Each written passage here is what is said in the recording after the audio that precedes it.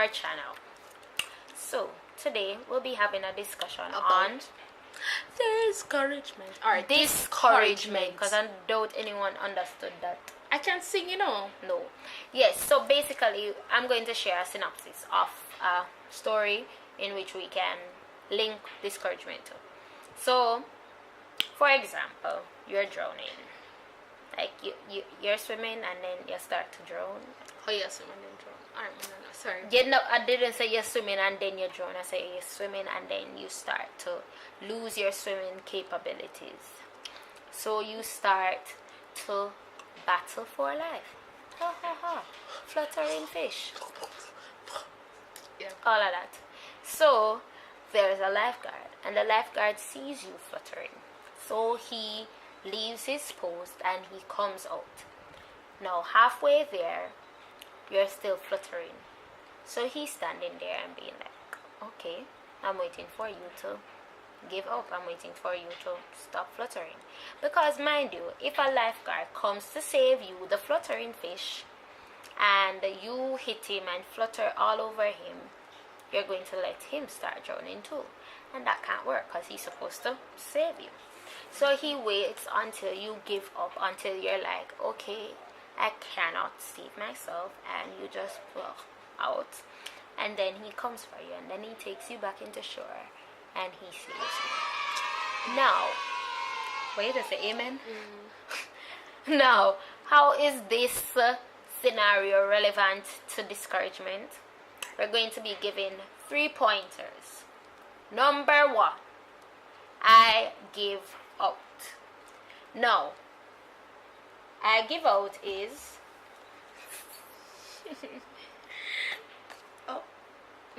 yes, it's there. Oh, when trouble come your way and you just can't bother. Like, when you just have much you don't. You know them way there? You just can't bother? Yeah, it just too burdensome. Like work, deadline, test, exam. You just, help me, Jesus. Yes, so in the scenario that I just gave, I give out would be when you realize that you're drowning. When you can't swim no more, your foot's muscle contraction take you, or short bite you. Alright, no, but like muscle contraction take you when you swim, and then you don't realize. So your pressure is too much for you to bear, and of course you give out. Then the next step, number 2, is I give in. I give in is when your discouragement turns to despair. When you become frantic about the situation and you start to fight so as to save yourself. Now, this in regards to the situation is when you start flutter like a fish. Yeah, you try to say, oh, me really are drowned. Me don't want this. Save me. And yeah. So that's everything. I give in, where you actually realize this is when you start paying attention to your situation. And you start make the deadline where you have at work, the money what you not have. The night before the exam start seeping in your head, and you start give in to the discouragement. And then the last step is you could have give up. Bam. When you just say, me done. Tap out. And this part is where even the strongest individuals are unable to take one more step. It is, you really did try me, Father God, help me. And you realize, it not make no sense. You could have short from that kingdom come. It's not working. So she just say, yo, me tap out, you're just dead. No.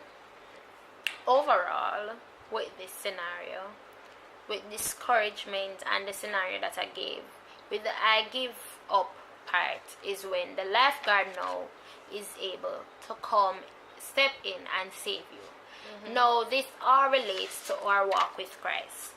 When something bad happens to us, as humans, it's our tendency to think that we have the capabilities to fix the situation, right? And then when it comes down to the fact that we can't fix the situation, so we can't bother, and then we have to just, you know what, give up. Yeah. And during the situation when we're all frantic about it, we're there like, Jesus, where you there? Jesus, you can't help me. But we're Jesus, still trying to fix it ourselves. yeah. So that is it. How can God help us when we are still putting ourselves in the situation, when we are still trying to figure it out for ourselves? We first have to take ourselves out of the situation in order for God to insert himself. Right? So I'm not saying that you're going to live in denial now, but you're going to reach to the point in your life when you're like, I can't do this. And if you can't do that, do it. That means you need to give up all efforts. Let it go. Put it down. And make God step in and do what he can do. So that's basically what we want to tell you today. And that mostly sometimes the reason for our discouragement is that when we take our eyes off Jesus and we start to focus on all the circumstances and the situation that is going on around us. And the remedy, the only thing that can cure discouragement, it's not weed, it's not alcohol, It's not sex. it's not sex, it's not ignoring it. It is God. Yeah. It's help and hope. Help from God and hope in God. Yeah. That's the only thing that can let you move from that area of tapping out to that area of tapping in. Yeah, restoration. Yeah. So guys, when you're plagued with discouragement, remember the blessings of tomorrow and not the burdens of today. Yeah. And gratitude is the most important thing that you can do within that period of discouragement. Just give God thanks for whatever the situation is and what is going to be at the end of the day, because you have now tapped into God to handle the situation. So if you're feeling discouraged in this moment, don't call Olivia, don't call your mommy, don't call anybody, don't even bother call your pastor unless a prayer you called him for, because if you reach to the point that you can no longer handle the situation, then give it to God. You need to call God. Yes, call God. Guys, remember the serenity prayer. We'll leave just a little thing of it. The serenity prayer that will tell you, I mean, when persons are suicidal and those kind of stuff, we spoke about it before, is that the courage to know the difference between situations you can handle and situations you can't. The wisdom to know the difference and the courage to walk away from situations that you cannot handle. That's where it comes in, because a lot of us feel so burdened and tiresome, but we do feel like we can handle the situation.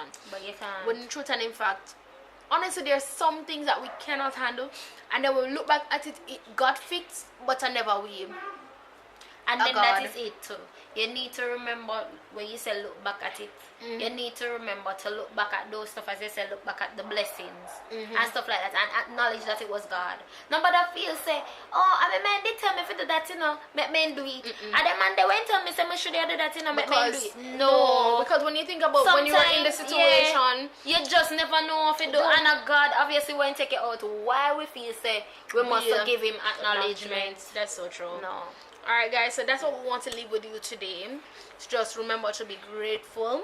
Yeah. And that when you're plagued with discouragement, remember the blessings of tomorrow and not the burdens of today.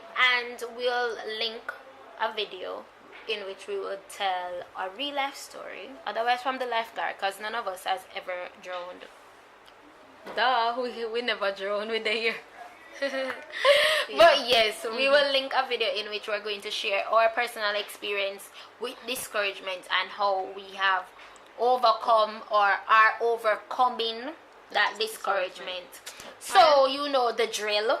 Like, comment, subscribe, and share. And we will see you next time In 2 minutes. We love you guys. Click the link, it will be right up here. If I know how to get it there. It will be right here or in the description box. Click the link. Bye bye. Click the link. Bye. Click the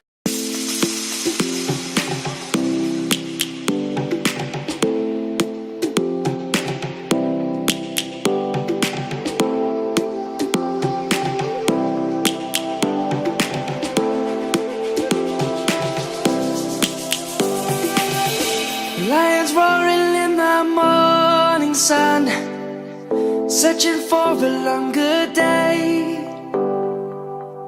People feeling like the light has just come. We must never stop the way. Birds chirping